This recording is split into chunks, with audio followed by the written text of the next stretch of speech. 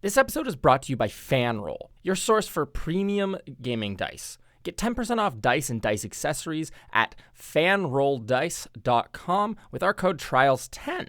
They have a huge selection of metal, resin, and even a couple of other novelty dice. So go check that out and get 10% off your order with code TRIALS10.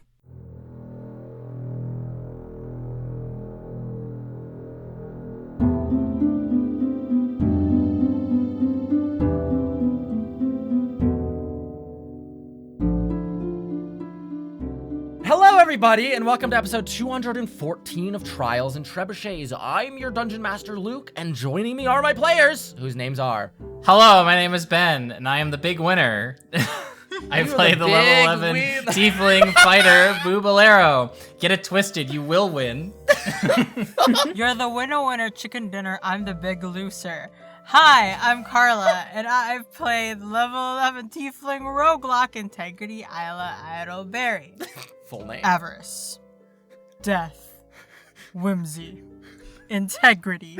Long ago, 3 fiends and a fiendish creature mostly lived together in mutualistic, not so much harmony, but they tolerated each other. Then, everything changed when Simb attacked. Hi, I'm Sarah, and I play Mira Marchand, the level 11 half-elf bard. In the spirit of the show we just witnessed, welcome to my 15-minute intro musical number. Part 1, Origins of the Universe.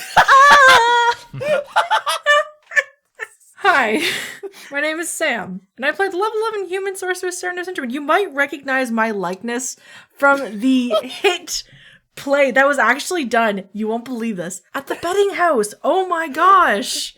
I know, I get recognized very often. Wow. And, last time on Trials and Trebuchets, the gamblers rewrote a contract with the Fiend of Death on their own non-magical terms, and then wasted their day away waiting for dinner with her by losing money gambling, except for Boo, who won $1,000 million bucks, and watching a very, very faithful, accurate reenactment of their assassination attempt of the Fiend of Avarice Yent. Attempt? It was a successful attempt, but it was still an attempt. Could an attempt be considered a success as well as a failure? Yeah, sure. Well, you killed the man. What matters more than that? Fucking... The truth! We find ourselves 1, 2, 3, 4, 5. 5 of us in a small, bleached out colored elevator in the Plain of Lem. There's a little elevator man going cha-cha-cha-cha-cha-cha-cha-cha, an imp, lifting this elevator up, up, up into the sky, far higher than your rooms here at the betting house, hotel, whatever you want to call it. But you are being lifted up into the sky very, very far. There is, in this room, in this elevator, the 4 of you. I didn't count the imp, but there's also the assistant to, or one of the employees of the Fiend of Death, a small gnomish guy by the name of Eth. He is standing there holding like this very nice looking cart with what looks like room service or something of the sort. There's a bunch of cloches upon this little trolley, which he is primed to push. As you guys sit in this lift on your way to dinner, minutes, truly minutes go by as you are lifted up into the sky. As you do so, over the like kind of like click, click, click, click, click, you also start to hear a very heavy wind sound coming from like above you, almost as if you are going to be brought out into the open air, into that dust storm which rests high in the sky in all of the Plain of Lem. And as that kind of like whipping around of wind sound grows louder and louder and louder, this little employee with his little chain around his neck will kind of like pull on like your the pant of your pant, Boo, and will kind of like whisper up to you and say, "Oh, make sure you hold your breath for this part." And why? And then about 2 seconds later, your guys are lifted full out, and you can feel the lift that you're in begin to like rattle and swing about, almost as if it is pushed around in this wind. You guys can grab onto like a railing on like around the corner of an elevator. You've all been in elevators, you know what they look like. You grab onto these like railings as like the thing rattle. Eth himself holds like a little handkerchief over his face. The rest of you can like hold your breath or some way cover your face. Dust comes in through all like the little cracks and paneling in this little elevator, and it just smells horrific. It smells of like ash and just the kind of scent, you know, when you are at the beach for too long, or like when you're digging stuff up and it just has that like very earthy, gross kind of like people-y-ish smell with like all the oils and stuff like that. It's very much of that. It's just like this earthy, gross, sweaty almost smell that emanates or permeates through the lift, and you are ratcheted up further and further and further and further, and finally, you find solace from this windstorm. Eth, this little gnome, he puts the handkerchief away and goes, I'm so sorry about that. She's just very, she lives very high up, and so it's a bit risky coming up to see her. I'm so sorry about that, everyone. And then he just goes back to holding this thing and not making eye contact with any of you. The ratcheting continues for a couple more seconds, and then you arrive at your destination. The lift stops in place. This little imp turns with little eyes and will regard the four of you for some time. He does not make any time to look at Eth. He will take his little hat off while he's still holding onto this winch and hold it out for the lot of you, and will bow, like he will bow his head very deeply, waiting for a tip. I'm gonna nudge Boo and be like, hey, you're the big winner. The imp, one of the imp's eyes like flips open and looks up at you. The hat goes from pointing at Mira to pointing straight towards you. I hope they can exchange this. I'm just gonna drop him one of the 10k chips. Holy shit, dude! I feel like this might be the last time we see this guy. I just have a feeling. You drop a 10k little chip into his hat. The imp pulls it towards him expectantly, and then he looks at it. His mouth hangs open for some time, and he looks up at you. He goes. He very quietly. He's still holding the winch. He like moves over to you as close as he can and like gestures for you to lean down to his 1 foot stature, as if you want to kiss too. Shh, come down here, come please. You drop down into a deep squat and like put your face over next to him, and he goes, "This was a great kindness you have paid to me. The Fiend of Death does not allow me to speak. I am a servant of hers, but," and he points at like the little coin. He goes, with this, I will escape. And it will be all thanks to you. Thank you. I will forever etch your name in my mind. All of my children, my lineage, owes its greatness to you now. What is your name? I feel like I should say something stupid. No, please. Please. Luke, are you into vexillology? I'm just wondering, because, like, that's a really good death flag. You're a fucking... Sarah. That was good. That was really good. Boo Bolero.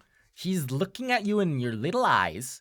Do you have any... He goes, any words of wisdom I will pass down through my family for ages? Your name? Heartfelt advice? Always gamble. You will always win, no matter what. It's the best way to get money. Always gamble. Okay. Oh my god. I can live with that.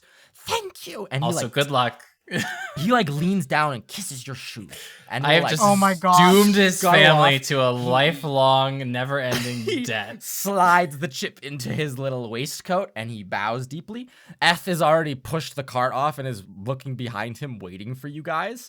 And the four of you can disembark from the elevator as soon as you're off. The moment you step off of this thing, the doors whoosh slam shut, and you hear the telltale sounds of an elevator plummeting to the depths. Who knows? It might crack to pieces below. You would never know. Important. Rich. Before you is a very odd-looking hallway. And very cramped, not because the walls or the ceiling are closed or short, but because the place is overgrown.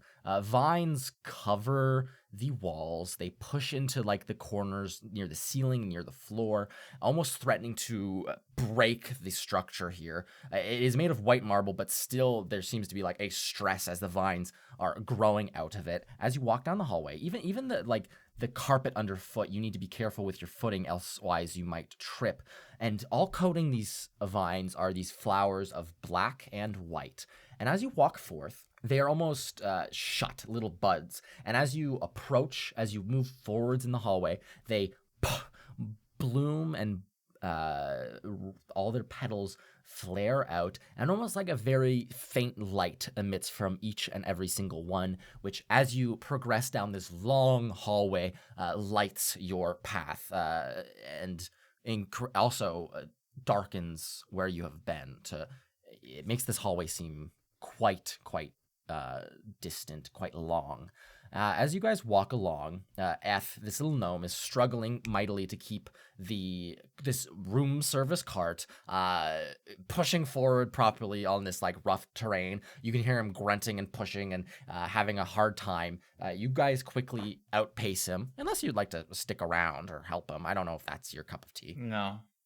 Okay, very well. You quickly outpace him, leaving him for dead in this hallway. As you walk forth, you see that the hallway opens into what seems like a little foyer room. In the center of the room, there is like a little, almost like what looks like a bird bath, what you would find in like a garden. It has very, very clean looking water contained within it. And in the corners of this like square kind of larger room, you see what looks like almost like these very large looming statues. They all seem to be made of this dark pale stone. They all seem to have like those large, almost angelic like wings out of the back of them, and all of their hands are like put together as if praying. And of course, on like the far side of this room, on the opposite side of the fountain from the hallway wherein you entered, there is a grand set of double doors made out of that dark, reddish wood, obviously looking as if it's threatening to catch fire. As you all stand in this room, all the plants and flowers take this time to bloom, and the longer you stay here, the larger they seem to be getting. That light increasingly bright until the point that it almost feels like you're standing in this room and it's like a sunny afternoon day in summer, right? With like a hot overhead light. Is there anything you guys want to do while you wait here for either someone to let you in or Eth to catch up? Just because of how these flowers are kind of working, I kind of want to like look at I just kind of like want to like, I don't know, examine one of the flowers that are closest to me. Do you want to go over and like touch one? You know what? Sure. Yeah. Let's touch the random flower. Sarah Cinderman, did you want to touch one of the lovely, almost like ivory colored, not like bright, not like perfectly white, like ivory, kind of like a more yellowed white to it as you walk up to it? Would you like to touch one of those ones, or touch one of like what you see as not just a black flower, but just a like, I don't want to use, what is it, Vanta black, like that infinite blackness. It looks like like the darkest substance you've ever seen, like the night sky itself, Serenap, as you walk up to it. But which one of those would you like to touch? I would like to touch just because I'm guessing from the bright light, I wouldn't be able to see as many details on the ivory ones. I want to examine one of the black ones. Absolutely. You walk up to it and can gently touch at the petals. You all see Serenap do this. And you all see, at the moment she makes contact with it, she dies. Oh no! She's eaten by the plant and replaced by... Serenap has a bad relationship with plants. I forgot about that. Serenap the Cinderman, as you touch this thing, it kind of recoils at your touch, and then it almost like becomes a bud again for just a moment. It seems to be like, you can see it's almost like something inside it inflating it, almost like air is being pumped in, almost like it's holding its breath almost. And like you lean in a little closely, and then the flower blooms again and goes, and then you just see a puff of smoke come out of it. I need you to make a Constitution saving throw, please. Okay. I love this. I love how danger is already around us. Okay. Constitution. Okay, Constitution's good. So yeah, you're great at that. Oh, okay, that's fine then. That's a 17 plus 7, 24. Okay, you cough and like brush your hand in front of your face to like puff push it away from your head.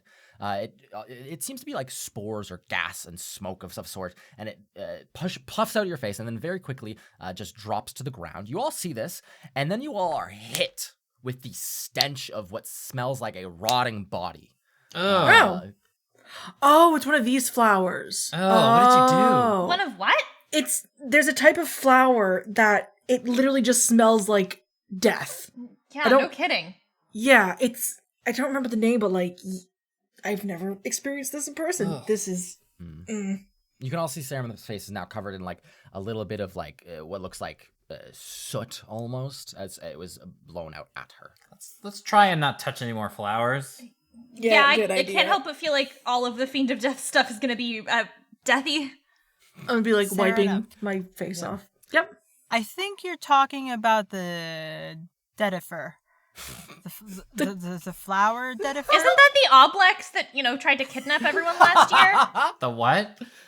Oh, Wildcliff stuff. Wildcliff thing. the school's wild. You wouldn't understand what it's like to be a Wildcliff student. Clearly not, I suppose. Have you heard of Wildcliff? Yeah, no shit. I've Yeah, been he there. called us annoying. As Wildcliff students. as you all stand in this chamber, goofing around, yelling at this point, you hear like as you see he's now just pulling the cart and like walking with his back to you guys. Eth emerges from the darkness into this foyer room, and he like parks the cart in the corner under like the supervision almost of one of these large statues, these angelic statues, and then he will like catch his breath for a few moments. And then you see him walk over very quickly to the bird bath, and he like goes up on his tippy toes and like splashes his right hand in, and then splashes his right hand in or left hand in, and then he comes back and like starts to clean his palms. And then you see him just put his hands together, almost like like shut his eyes, almost like he's praying to himself. Do you want us to pray with you? His eyes open. He goes, you could, I guess. You're not obligated to. You are guests here and not, under the strictest amount of rules. I mean, just the contract rules. But if you want to pray and everything, that's you should probably wash your hands. Because we're gonna eat and you've been touching money and chips and stuff, and the betting house isn't super clean. And where exactly do we wash our hands? He points at the bird bath, filled with very fresh-looking water. That's not also gonna smell like a corpse, right? Oh, no, it's one of the only things that's, like, nice and fresh. Gotcha. Okay, great. Am I allowed? Is there a spot I can wash my face, like, or is that? This is, if you want to wash, this is the place to do it, I guess, as the birds But- do. But Okay. Serenith, before you wash your face, let Yeah, us you guys wash your hands. Yeah, go for it. Mhm. Yeah, you walk over, you all put your hands in, they dissolve because it's acid. Oh, So shit. Serenith is saved. No, you put your hands in, it's Oh, my very... goodness. Like it is notably freezing cold, right? Especially in like Ooh. the hot temperatures of Lem, it is super refreshing. Like even the water in your guys' like hotel or like your room, that was hot. It was almost like steaming. This stuff is nice, cool, refreshing.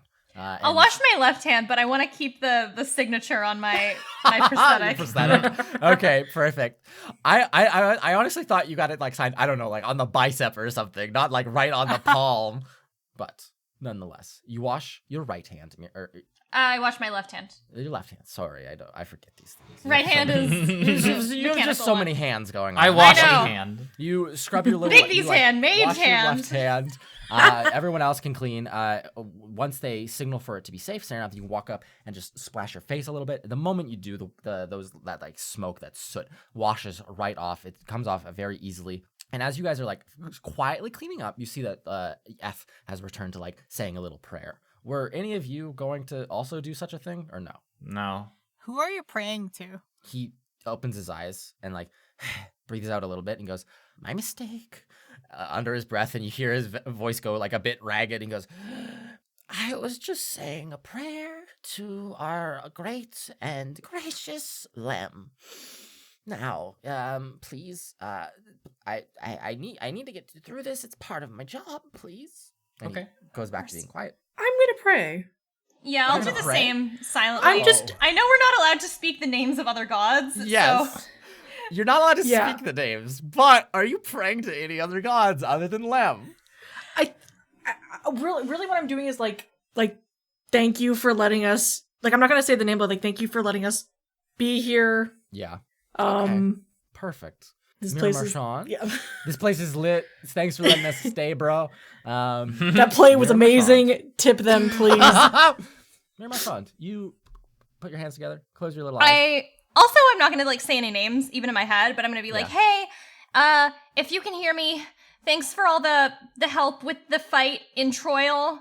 I don't know what we're gonna be getting into next. I hope this is just a civil dinner, but I think this is the plane of the person who stole this from you, and if you can help us out in any way you can, that would be appreciated. Thank you so much. Everyone make perception checks. Oh fuck. Ooh.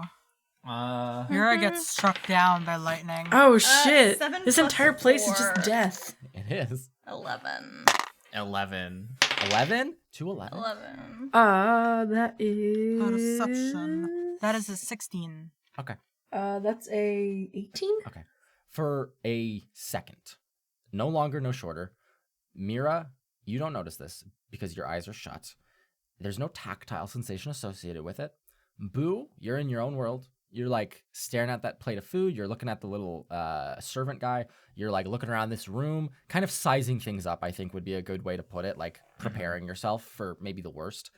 You've been through some shit, you know. You don't walk into a room without knowing your way out. But that distracts you from the matter at hand. Serenup, you say your little prayer to no one in particular, just to stay nice and agnostic about it. And Integrity Idleberry, you're also like eyeing up everything, paying attention to everything, watching Mira, who decided to pray, watching Serenap, who decided to pray for a second and not any longer. Serenap and Integrity, you see Mira's left arm, that little spiral tattoo. It goes iridescent for a single second and then fades just as quickly as it came. And Mira, you open your eyes, none the wiser. All right. And as you all stand here, Eth kind of nods his head, and he will let out a deep sigh. And at this moment, as he finishes his prayer, you see the chain around his neck grow a bit more slack. And he takes a very deep and relaxed breath, and you'll go, very well. Okay, everybody. And he like grabs a towel from the cart and wraps it over his hand, and he scuttles on over to be standing in the front of the door, looking all the sorts like a wonderful little butler almost. He will bow deeply and he will say, I humbly welcome you to the Fiend of Death's estates and holdings. And then he will he will step to the side and bow and point towards the doors, which at this point will crack open as if on cue.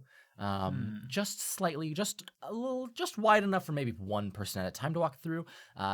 Eth continues his bow and he says, the lady of the house will now be seeing you for your 1-course meal and pleasant, and he looks at you guys in the eyes, and then he closes them again and bows, conversation. Here we go. Beyond, you see, Boo, you can walk in. Here we go, hesitantly. Inside, you see more of the same. The walls here are curtained, but there's obviously vines hiding behind them.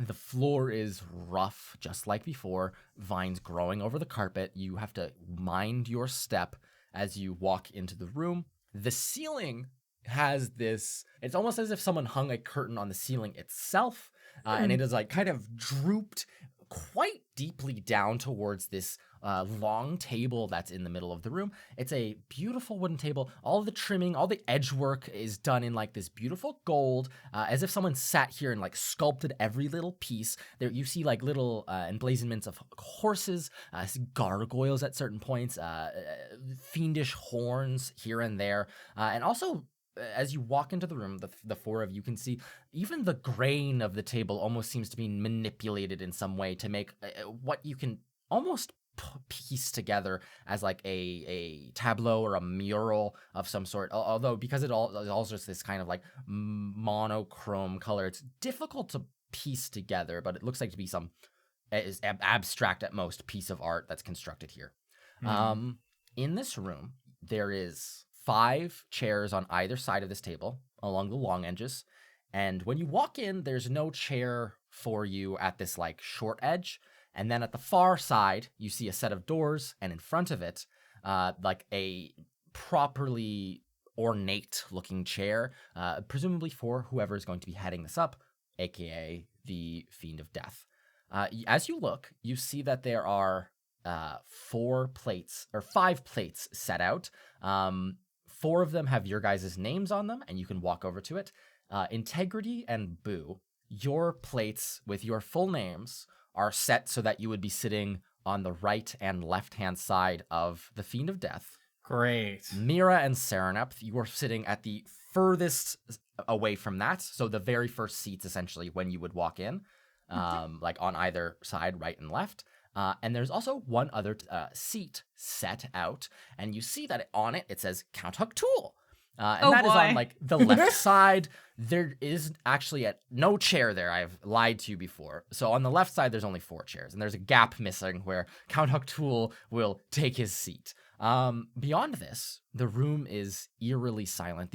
You can hear in the quietness, almost you can hear the growth or the movement of plants behind these large curtains.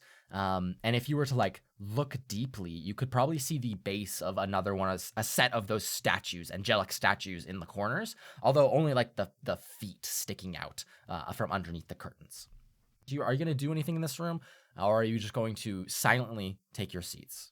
I think in this situation, it's better to say less than more. So I'm just going to sit down. Kind of scowling at the fact that I have to sit next to the fucking I was Fiend just of going to Death. compliment the room. What were you going to say? Such beautiful upholsteries and curtains on this room. Fiend of Death. And then you say this, Fiend of Death. Do you roll your eyes, or is this you're playing it straight? I'm playing it straight right now. Okay. Please, But I am being pleasant because Please. that is part of the contract. Absolutely. You have to make pleasant conversation. part Integrity, of the contract. Boo, you walk far into this room. The table itself is probably like 20, 25 feet long. You walk into Holy this room. fuck. You take your seats at the very far end, as far as possible away from Mira and Serenep. You all sit. The chairs are plush. They're comfortable. They're relaxing. Almost like you you could sleep in here. It is a bit annoying because like the arms are a bit overgrown with a little bit of vines, but not as severely as the rest of the room. And you can all sit here for some moment. There's like big silver trays in front of you. Not anything with a cloche on it, just probably like a serving plate for whatever meal is coming to you. And you can all sit in here awkwardly for maybe 30, 35 seconds. And then you hear a kind of scraping noise, the sound of someone dragging a chair across the ground, coming from further down the hallway, like where you guys had just come in. You see one of these large guards, these red-skinned fiends. He seems to be dragging something into this room. You see his large form. The door needs to open a little bit further for him, and he like is grunting, and he goes, ugh. He kind of looks at you, Mira, who's like in his way, and he goes, excuse me, miss, but could you get up out of your chair? I just need to move this guy. And he points, Mira, and you can see he's dragging the chair, and it seems to be a bound and gagged Count Hucktool, this kind of like fuck. larger fiend. He has like decadent looking robes on. He has like this massive head with little tiny wings where his ears ought to be. Bound and And he's bound and gagged completely by vines. They're like almost like pulling his arms into the proper place on the seat. Like his legs are bound to the legs of the chair. Even around his like midsection, it's just all vine. And then in his like mouth, there's like a thick, thorny vine that seems to be digging into his skin. I mean, this guy blackmailed us and then narked on us anyway. Fuck him. I will smile. I'll say, oh, of course, certainly. And I will get up so that this Count Hucktool can be placed. The guard like nods to you politely, and he smiles to the best of his ability. Although like the face muscles aren't there to produce such a emotion or expression, it seems he's trying his best. And he like scoots this guy over, places him in his proper position. We'll give him a very heavy, aggressive pat on the shoulder, and you'll say, I hope you enjoyed dinner, bud. And then like nod to you, Mira, and then excuse himself from the room very quickly. As he walks back into like the bird bath room, he bows to all of you very quickly and then slams the doors shut. And like as you're all sitting in here quietly, you can see Count Hucktool, his eyes are like running over and like looking at every single one of you from where he is. You can see like beads of sweat running down his forehead. It's great to see you again, Count Hucktool. Oh yeah, lovely. Thanks for hiring us for the great job that you hired us to do.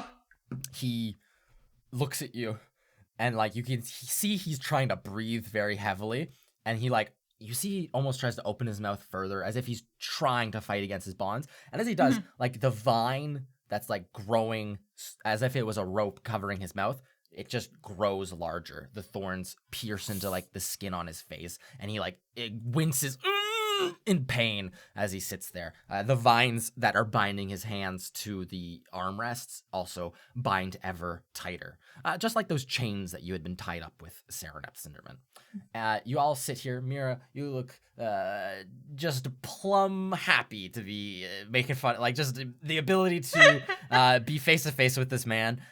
Boo, you kind of like roll your eyes when he comes in. And as you guys sit here for 30 or so seconds, the doors behind this more ornate, grand head of the table, you see a regular-sized, kind of average-sized framed woman pull the doors open. She's wearing a wonderful suit. This time, it's dark black with little white pieces of like stitching done onto it, like very ornate-like. And as she walks into the room, she has these pitch black eyes, pale as ash skin, and a single horn growing like a piece of stone onyx out of the middle of her forehead. She will raise her hands and say, all of my guests, I'm so glad you had ample time to speak with one another before I arrived. I didn't want to walk in and spoil the reunion too quickly or anything.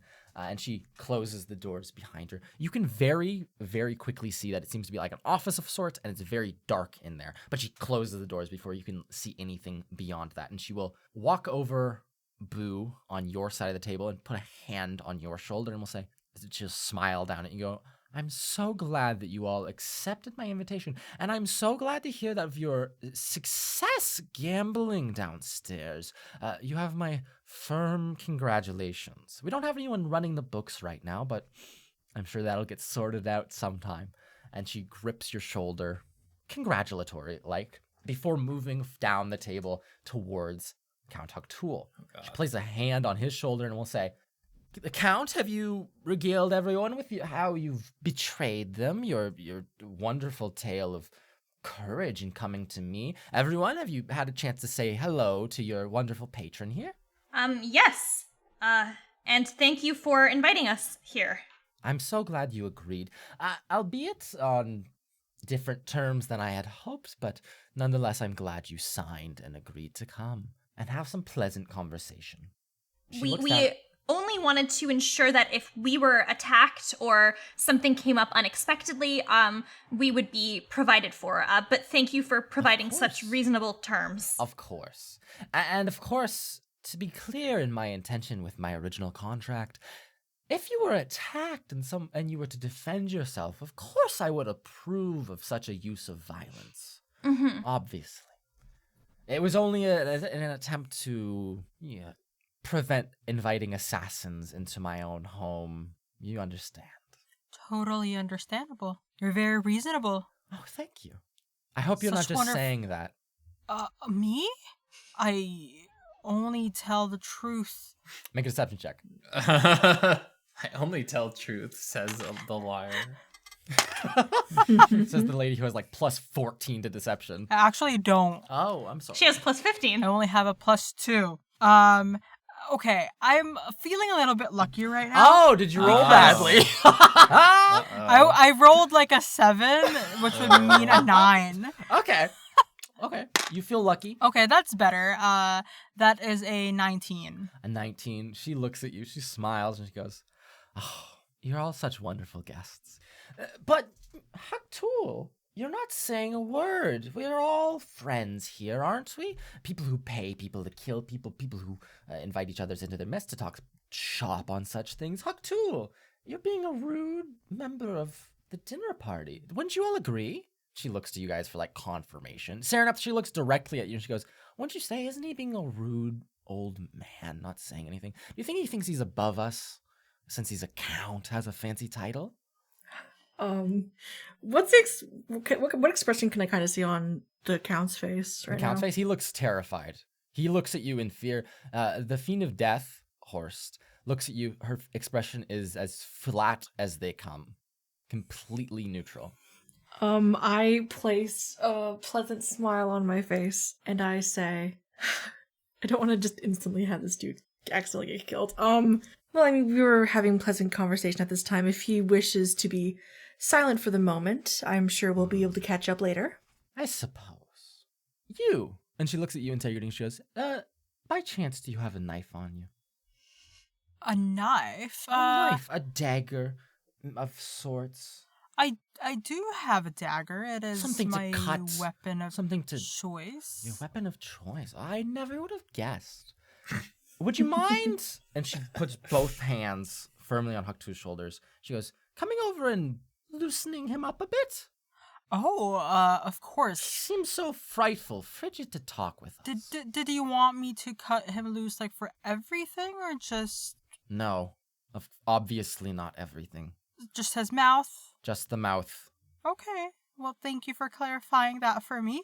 I'm going to She take... kind of has an angry expression on now because you've let the ruse fall apart, let the little fun party of it fall apart, and she kind of closes her eyes, puts her hands on his shoulders, waits for you to stand up. What do you want to do? I am going to actually take out the J dagger, Okay. Oh god. and that will be the dagger that I will use to loosen the mouth gag. Accidentally up rolls to a him. 20, just stabs him in the chest. I won't make you roll. You pull this knife out, walk up to him. He looks petrified. He's looking at you. He's like, as most as he can move his head, he's shaking his head a little bit.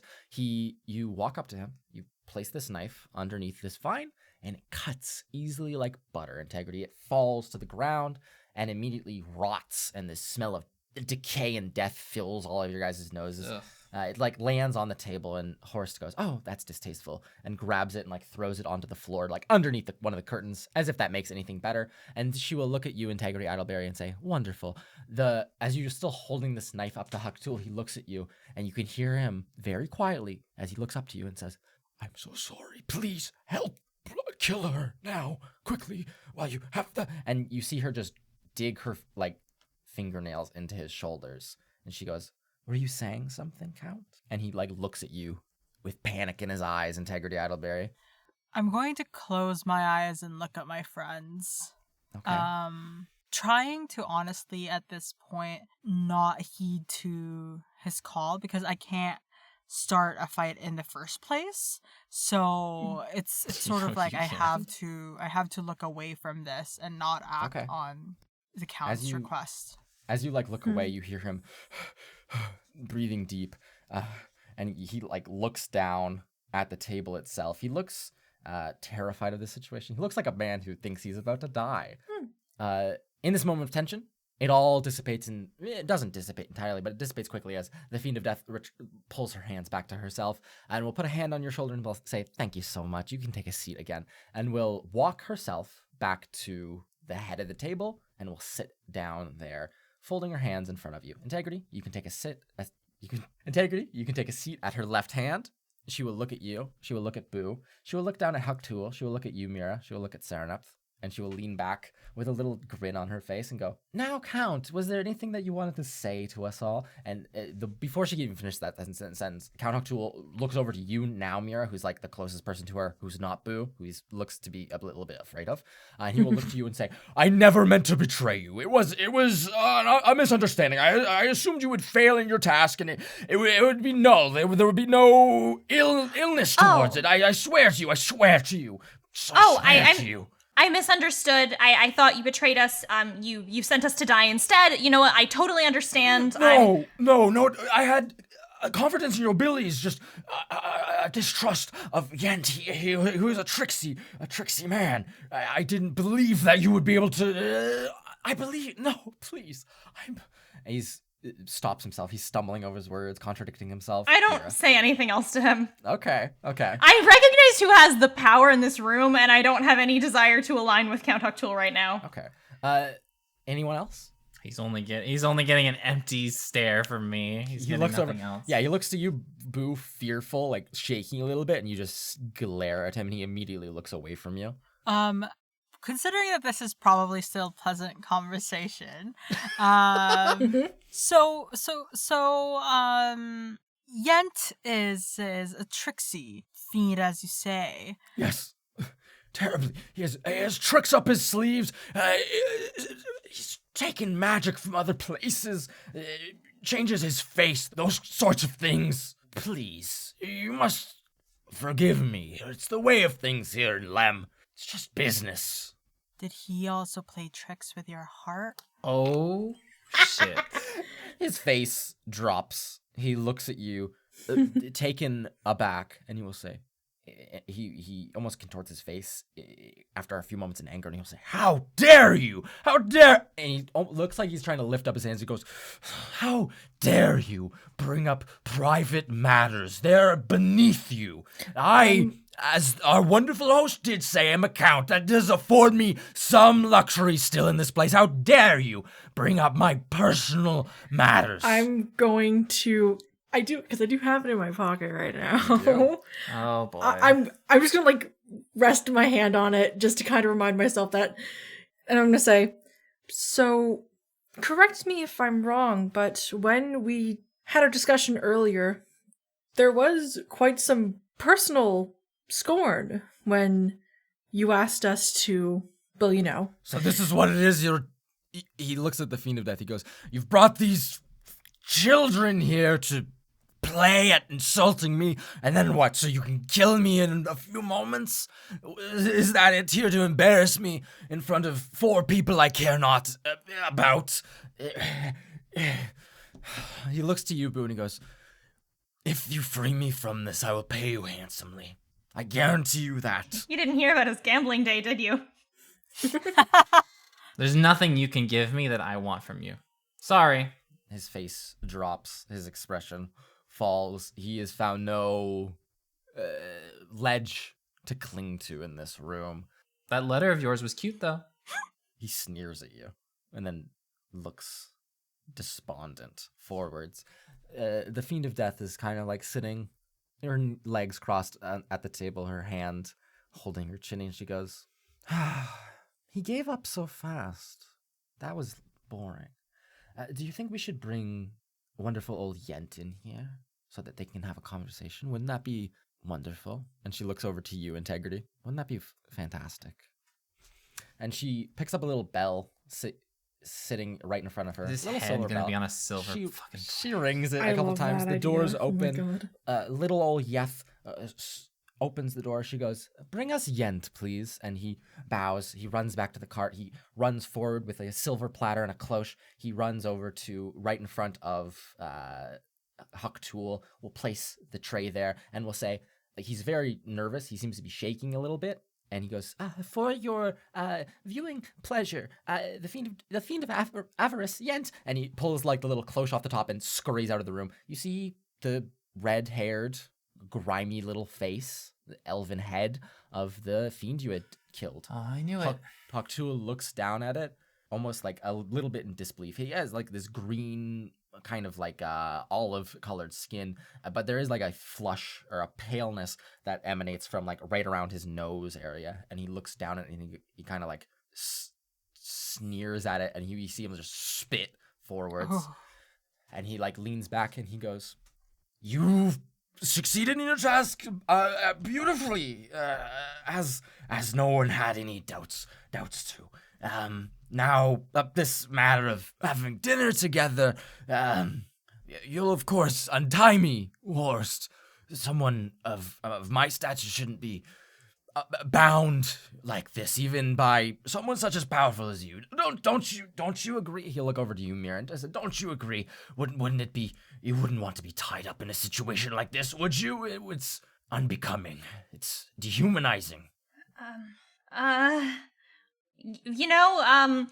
I'm just here to enjoy a nice dinner. A horse looks down at you and she goes, "No, answer him. Do you think we should untie him? Would that be better?" No, I really don't. She leans back in her chair. Hucktool looks at you. He glares at you for a second.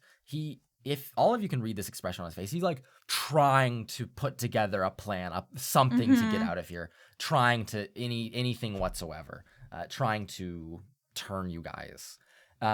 Horse leans back in her chair and she goes, I agree wholeheartedly. We couldn't have good dinner with someone like him running around, could we? No, I don't think so at all. Wonderful. So, Hucktool, you can stare at him for the entire dinner while the rest of us enjoy ourselves a little. You see her uncross her leg and pick up the little bell and ring it, and she'll yell out and say, bring us the food this time, please. You see little F scurry over to each of your guys' places, place a little cloche there, and then he will scurry back into the hallway, grab it like a final one, and run over to the Fiend of Death, place it in front of her. She looks so pleased as he does this, just watching him run around, like almost like a person who owns like a hamster, watching them run about their cage, that kind of expression. And as he places it in front of her, and he goes, now serving for all of you on behalf of the wonderful Fiend of Death, the main course. And he pulls it off, and he will bow. As he pulls the Fiend of Death's off, yours all also levitate up into the air as if he is controlling them all simultaneously. You see a wonderful display of fish presented out in front of you. It's like a purplish tinge to it on a bed of like leafy looking vegetables. There's a lot of citrus displayed here, and it just is a very fragrant, delicious scent. The Fiend of Death rubs her hands together and will look to the rest of you and will say, such a delicious meal. Should we dig in already? If you would permit us. You are being such pleasant company. I would permit you, but first I must impose a silly house rule. Could you, and she reaches out a hand towards you, Integrity, as the one who has spoken up. She goes, could you lead a wonderful prayer for us, for bounty, for health, by chance? Oh. This is, after all, a holy place. I can most surely do that. I am a prayerful, spiritual lady.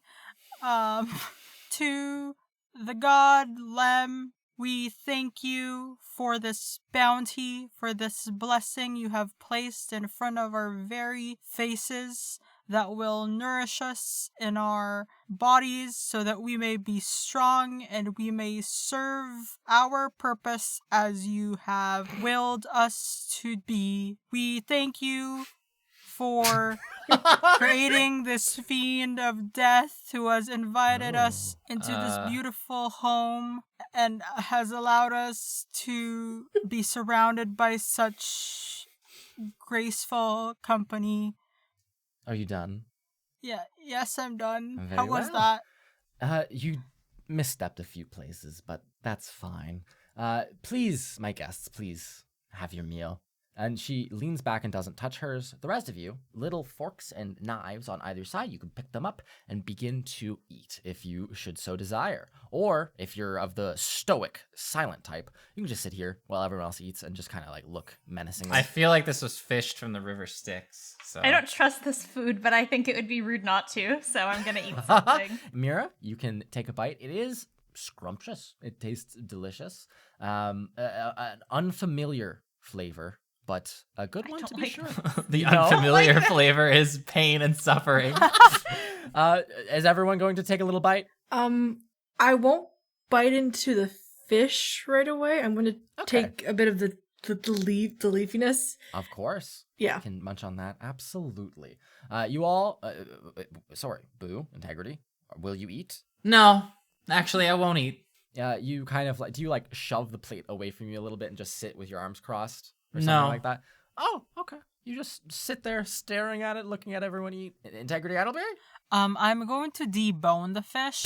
And I'm going to do it like so Slow, waiting for someone else to take a bite. Okay. More specifically for the Fiend of Death to take a bite. But anytime before that, I'm just going to like... She watches Sarah now. You pick at the greens. And Mira, you immediately go in and you have this like weird, grossed out kind of expression on your face, uncertain of what to make of this food. Boo, you just stand there, sit there, stoically, looking at it, looking at her, looking at everyone else, untrusting. Integrity, you start to debone and like watch her and like peek at her and like debone, and you peek at her, being very blatant. She sits back in her chair and she says, "It's safe to eat. I would never poison you all. That's not that's not how we would do things here. Just to be clear, if I wanted you dead, I would just do it myself. But that is not, I'm sorry, pleasant conversation to have over dinner." What sort of fish is this? It's delicious. I'm very glad to hear that. If I recall, we bought it from someone voyaging from a different plane. What name was it? Isithil. That was it. Interesting. So she's... And Oh! Interesting. Plain. While we're speaking of different planes, different deities, and she points at you, Integrity, she says, "You got a little thing wrong in your little prayer there. I just need to feel the need to correct you, just so you don't..." Oh, yes, go please around- correct me. I want to know any missteps that I made. I do not want to do anything wrong. She looks at against you kind of suspiciously and will say, "Very well. You had said I was created by Lem." Oh. She shakes her head a little. She goes, "Not true. A common misconception. I've just adapted to the circumstances better than others." So you've been here for a while, then. "Since the very beginning. I see. Seen the whole place grow up." It must be very different now. "It's different. I prefer it this way, though. I would never want the way it was before. I miss some of the people then that were around, but beyond that, this plane has only gotten better over the years, like a fine wine." And she'll snap her fingers as she says "a fine wine," and you see like little crystal glasses appear next to all your plates, and then they just self-fill with like this deep red wine. And she says, "Speaking of, feel free to drink. Again, I won't be poisoning you, any of you here. You're here as my guests, under my roof, eating my food. I would not harm you. I would not harm a hair on your head. Not while I have need of you, of course." So, go ahead. Oh, I was just gonna say I'm gonna take a sip of wine. Absolutely. Oh. It's good. Nothing more to say about that. It does taste, there's something missing, Serenap. It's not like very full-bodied, if that makes sense. Like it's 75% up there, right? But there's something missing that's quite unwiney about it. Fiend of Death leans back in her chair, watching all of you, waiting. I'm very glad to hear that you like the how the plane is now. Yes. And how are all of you what's- finding it? I'm very curious about that. I don't often get a chance to talk with the common person coming here.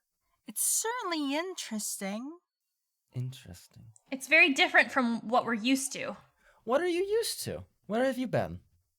Well, the prime material plane is a lot less, well, I suppose it varies a little more, but most places aren't like this. It's not as hot and not so fiend-centric, so it's been interesting getting used to being here.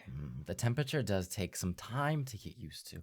I do agree with that. That is a change I could do without. I must be honest with you.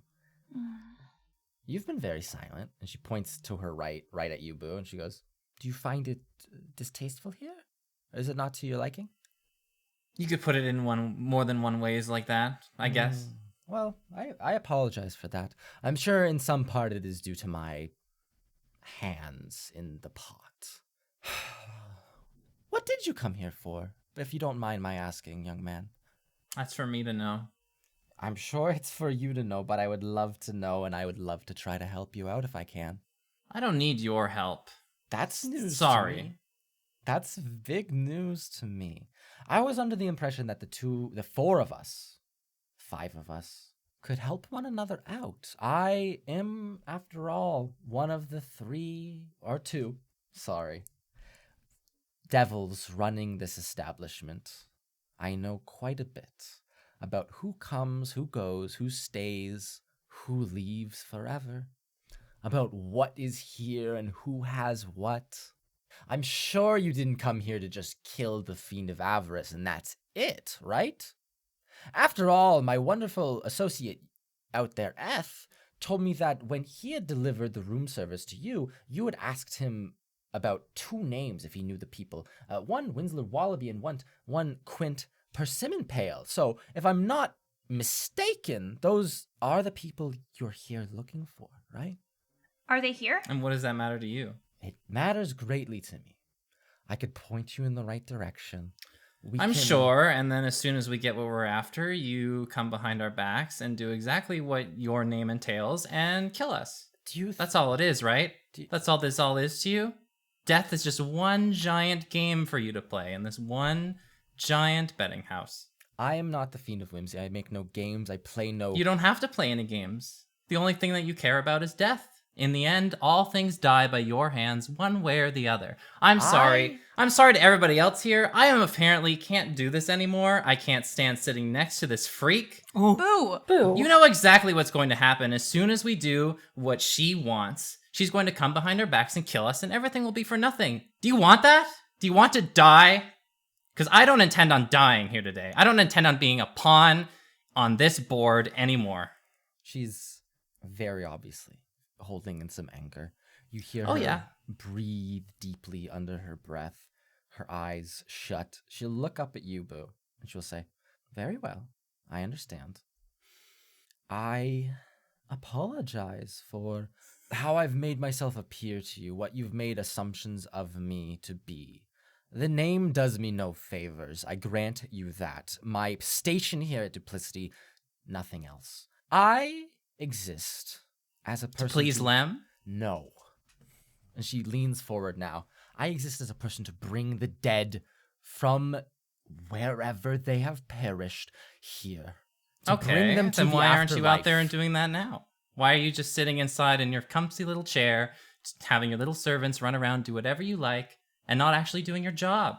What do you think happens outside of you in this plane? What do you think I do here? Do you think I sit idly on my hands, sitting in an apartment at the top of a betting house, doing That's nothing? exactly what I think you No. do. Do you even know what happens out there? That's what the Fiend of Avarice does. That is what the Fiend of Whimsy does. That is not what I do. You don't do anything. I was born as an angel to the god Rel. I am a being here to shuttle the dead on to whatever comes next. I am the best thing about this place. I am the only thing keeping this place running in its truest vision. I am the only person standing between Duplicity being anything, between Lem being anything other than a den of sin. I asked you here to make a deal with you, not for you to sit there and assume about me and ignore what I have to say. I know If you where wanted to the prevent person this place you from are being a looking den for of sin, I lives. think you've already failed. It's quite sinful, if you ask me. I agree. Ask anyone else around I here, and it's quite agree, and sinful. you're doing great work in ridding the plane of such people. Haktul, he's going to die today because he ruins the sanctity of this plane.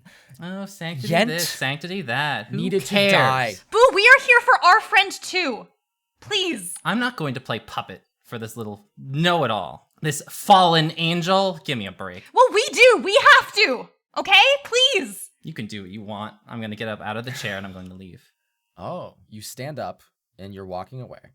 And she'll say, "You don't want to know where the man you're looking for is? I'll find him on my own.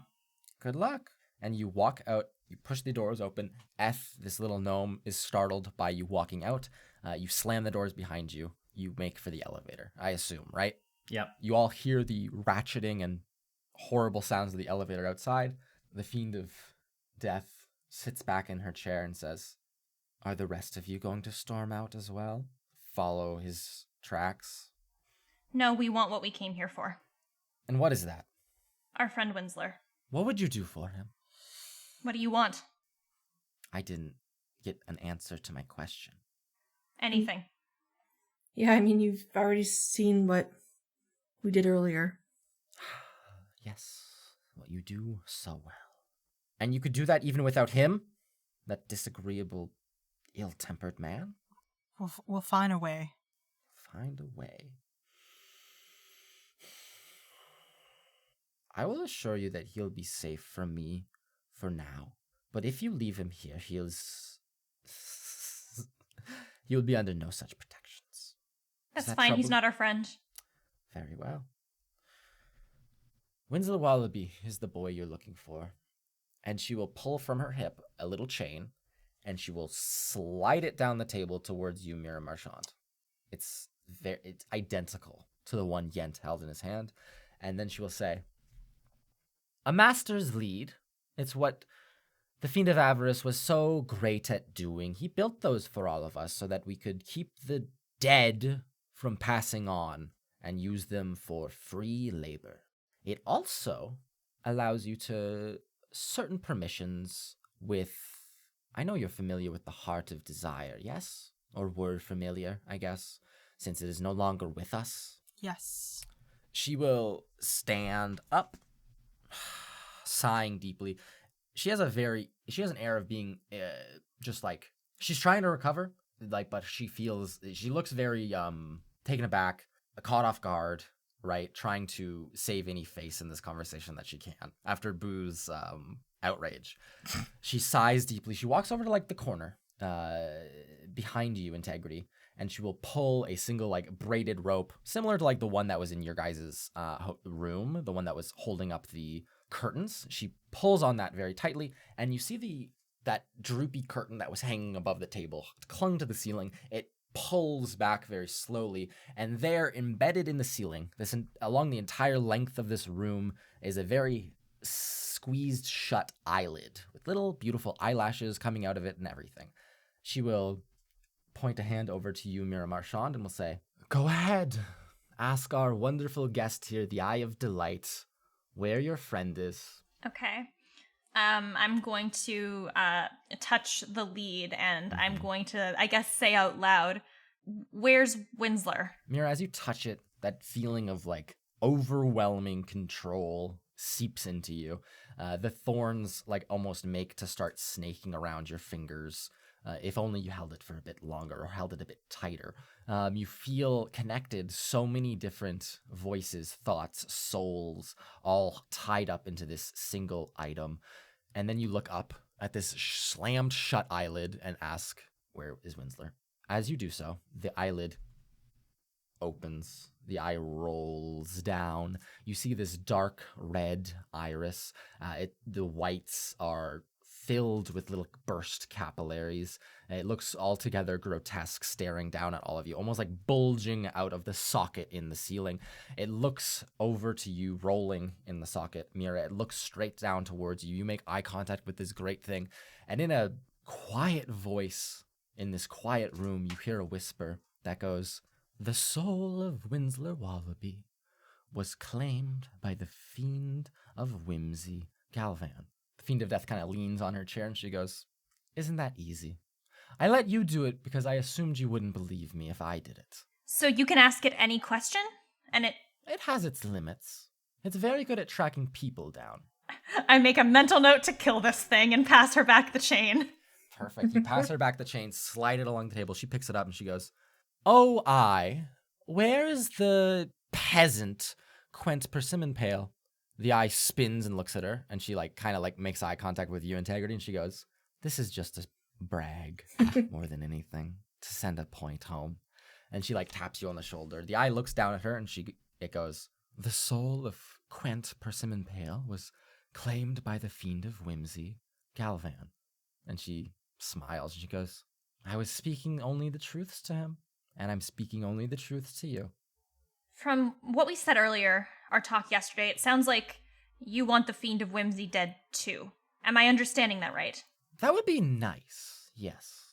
Though, in our little agreement here, this exchange of information is not strictly required. She places this chain on her hip and secures it with a little leather strap. She is now standing behind her chair, just holding the back of it. What I desire more is that he has someone of mine, someone I have a great fondness for, the very architect of this betting house, herself, Diana, locked up somewhere outside of my view. What I would love more than anything else would be to have her back. And you say that the Fiend of Whimsy has Deanna. Yes, he does. Not her soul, mind you. He took her captive. fully. I have no idea where she is. I just know that he has her. But so the eye isn't able to tell you where she is? Is that one of its limitations? Yes, it's very good at seeing where souls are, where the dead live, not so much the living. So, how do you think we would be able to navigate trying to get the Whimsy's, attention? He loves rich people. He loves the nobility. He would fall head over heels if he knew Count Hucktool himself was in my private chambers. Having dinner with me, it would send him into a frenzy. She looks at you, Seraph, and she goes, I would leverage something like that to get his attention. But that's just me. Or you could just go knocking on his door, kill all his guards, fight off any frightful things he has in display, and kill him. That's the more direct route. Surely your associate might be doing that as we speak. Wouldn't that be a wonderful surprise for you and me? And she almost growls a bit to herself. And she will say, Please don't take this the wrong way, but why haven't you been able to find and free Deanna? What can we do that you can't? You aren't held to holy vows as I am. I did not lie. I was creation of a different deity, brought to this world, this plane, to help the souls of the dead find a place beyond.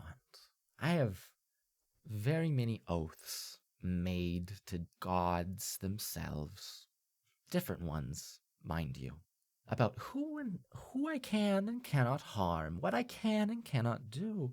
What I can do is run this betting house. What I can do is keep some of the dead here to assist me in my daily life. What I cannot do is go around killing anyone I want. My powers, all that remain, would be forfeit. It's just like you had in our agreement. I cannot kill whoever I want unless it's self-defense. My eye is going to look at Count Hucktool very nervously. Yeah. Don't worry about him. He'll be taken care of by something else. I don't mean that as a threat to any of you. I have found ways to overcome the oath. Don't do things yourself. Don't dirty your own hand. That's why the three of you are... I totally understand that. Yes. So are all the fiends created by, or not created, but are from the same cloth? No. Were you the first one ever to have been here, or No. everyone else is just an addition? I'm an exception. You're a favored one. Favored by two gods? Yes, you could say that. Created by one. Hired by the other, you could say. I saw more importance in upholding my duty than I did in rejecting some new presence. And so I am a fiend, and so I'm also an angel. Two sides of the same coin, really. And the Fiend of Whimsy. Yes. What can you tell us about him? I mean, what would make him hard to kill? What can we exploit? Where is he most of the time? They call him godless. He doesn't hold to any oaths like myself to prevent harm coming to anyone else. I think he would have killed the Fiend of Avarice years ago if not for all of the agreements the three of us made together. I think that he would kill me a long time ago if he could. He hides away. Not hides, that's improper. He sits around, rubbing elbows with the high and mighty. I think that his plan is to leave this plane sometime soon, but I don't see the point in that, really. What could you do to hurt him? To kill him? He's the last of whatever he is. I'll tell you that. In my time, I've not seen any others like him. You might have heard tales of the eyes, of the chill. Those are both true. Those exist. But I think he might draw you in, catch you off guard, be more unassuming than you might expect. He has a great fondness for the imps. I would be watchful of them. He sometimes hides himself among them. Like takes their form? Yes, takes their form, plays their games, speaks their songs, spills their blood. So anyone could be him. Well, not anyone, not me. Not the people under me. I would know that easily enough. But anyone else, possibly, yes. It could not be ruled out, but I don't think he would assume the form of someone that wasn't worthy of it. You understand? The imps, they're important to this place, so he can take their form without lowering himself. There's the Count. He could have disguised himself as the Count any of these days. That would have been a fun... And she kind of looks at him now and she goes, that would be a fun little thing, don't you think? What if you were What if you were Whimsy? What a trophy I would have. But it's not, I've checked. If any of you possess powers to summon stuff such as moonlight, it would reveal him immediately. He's quite weak to such things. Weak to moonlight. Moonlight. Oh, he's also... This is a silly one. He's quite fond of predetermined fates. Stuff will always be coming to be. Nothing to prevent it. And he loves a good game. That much should be obvious, though. We can certainly use that to our advantage. Oh, I'm so glad. Is that all you needed from me, though? Is that all the information? May we have some sort of guarantee, even a verbal one, that when the soul of Winsler Wallaby exits his control, that you won't take it for yourself, that we can have our friend back? How did your friend die? Just, A brain thing that was growing underneath our school attacked him, and Not the specifics. Not the specifics. How did your friend die? What was his death? What did it serve? Didn't serve anything. He just died. He died protecting our school, trying to protect us. Serenep, make a persuasion roll. When was the last time I used persuasion, actually? Wait a second. Yeah, Miro is. I have good persuasion. Yeah, well, no Holy one uses shit. persuasion if you're you were not already I persuasive. have good It's like, persuasion, though. That's a 15 plus 8. Charisma caster. So 23. 23. She runs a hand along the table. Fingernails scrape a little bit and she stops, almost like offended by the noise. She'll look down at you, Serenep, and say, he died protecting people. He died before his time. He obviously meant quite a deal to the three of you. I see no reason why I should keep him. I do warn you, though, he might be out of reach. Out of reach? Not necessarily. I don't mean to say this. I don't mean to say this to scare you off or to draw your fears in. I only say it to warn you that beyond this plane, there is a veil of sorts holding everything in. And when you die, your soul comes here. But there is a reality where, just as you saw with the Fiend of Avarice's gathered souls, sometimes they leak out. You understand? You mean like in the cage, how they didn't really take a physical form? They went through the walls and such. Exactly what I'm talking about. And that would be a much more complex operation. I'm sure he's fully there and tactile and relatively unharmed. If he wasn't tactile, what could we do then? Suppose, I don't know, hypothetically, a proportion of his soul was somewhere else, or there was some kind of problem. What could we do then?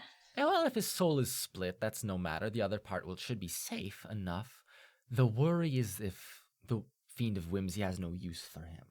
I'm sure Winsler would have found a way to find himself useful. Of course. Of course. I don't say this to scare you. Well, now that your friend has left and Huktul has stayed silent, this has been a pleasant conversation. I will ask the three of you to leave now, though. Yes. Also, What? this is not as important, but I'm sure we it's just want to really make sure that we have lodging for the time that we're here. Do you have like the ability to extend without us having to Because I pull out like my pockets and there's nothing, like barely anything. By all means, you bring me the architect of this place, Diana. Maybe you kill the Fiend of Whimsy. Sure, you have a free room for life. How's that sound? I don't think we'll need it that long, but yeah, thanks. I insist. By all means, take it. You're all so much more agreeable. It's always more fun doing business that way. I apologize for the outburst earlier, and I hope it did not soil your evening here.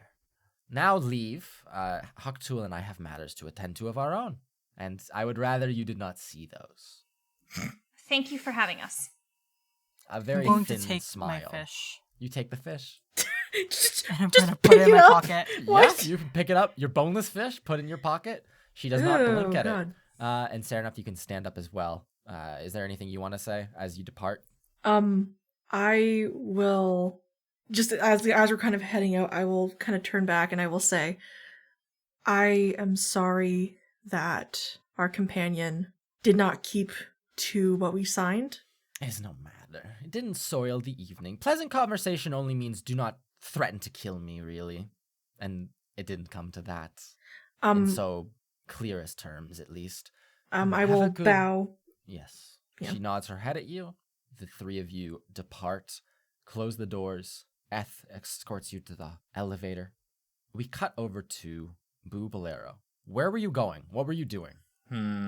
I think unless something like catches my eye, like catches my interest that seems like out of the ordinary, I'd probably just like head back to the room. Okay. And sort of like regroup. By all means. You head back to the room, you slam the door behind you, you pace for minutes and minutes and minutes, fuming, angry. Like, what a waste of time. What a waste of your time. Yeah. You don't need anything from her. You have everything you could possibly need. You're self-sufficient. You can figure this out. You go and stand by the window and just look out at Lem itself, breathing deep, that fresh-ish air here in your room, and just looking out onto the plain itself, the broken chains, the rivers, the everything. And as we see, like, your reflection in the mirror, that's where we'll end this episode. Somber. Sarah, could you give us an outro, please? Oh shit, yeah, absolutely. Hey guys, I hope you enjoyed this episode of Trials and Trebuchets. If you did, it would mean so much if you were to leave us a rating or a review on Apple Podcasts or whatever podcatcher app you use. We read every single one. They help us out so much. If you want to see maps, art, teasers, and other exclusive content, you can check us out on Instagram at Trials and Trebs. If you want to chat with us and other listeners, we also have a Discord server, and you can find the link to that in our episode descriptions.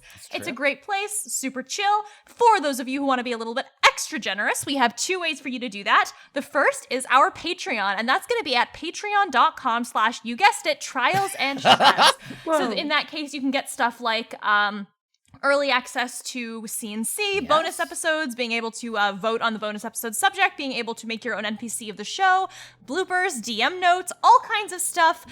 It's a really cool Patreon. We would highly recommend you check it out. And finally, we have merch, and you can find merch to that at Trebmerch.com. At Trebmerch.com. At Trebmerch.com, we have got, let's see, we have a really cool Nesca Ascent t-shirt. Yes. We have stickers of our logo, the wonderful Mr. Wiggles, the Delness hat. May he rest in peace.